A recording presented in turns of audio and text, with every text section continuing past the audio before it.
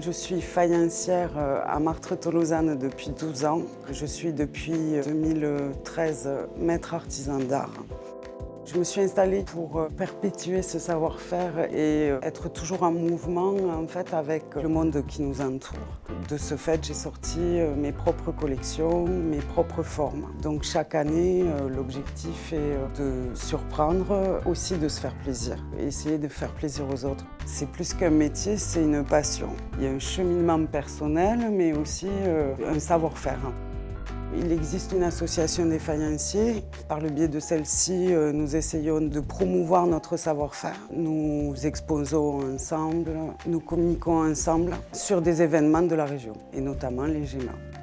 Il y a deux méthodes de fabrication à Martre-Tolosane, il y a le coulage et l'estampage. Pour le coulage, on part d'un moule en plusieurs parties, dans lequel on va verser de la terre liquide, ce qu'on appelle de la barbotine. C'est des moules en plâtre donc, qui absorbent l'humidité. Au bout de 20 minutes, on va vider ce moule et il va rester à l'intérieur de ce moule donc, une fine couche de terre. Le lendemain, quand on démoulera cette pièce, il y aura une forme de base autour de laquelle on va travailler. Il faut toujours découper ce qui dépasse, ébarder la pièce et la jouer si on a besoin de la jouer. La deuxième technique de fabrication est l'estampage. Donc l'estampage, c'est plus de la barbotine, c'est de l'argile que l'on travaille donc à la main. On forme des crêpes de terre en fait qu'on agrandit en fonction de la grandeur de notre moule.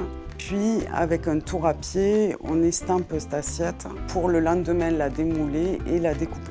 Elles sèchent à l'air libre et une fois qu'elles sont sèches, nous les cuisons à 1030 degrés. Ce qui sortira de ce four, on l'appelle un biscuit. Ce biscuit sera émaillé, décoré et recuit. La particularité, en fait, c'est que nous fabriquons de la faïence de grand feu. Nous peignons sur de l'émail cru, donc en définitive un support poudreux qui absorbe comme du buvard.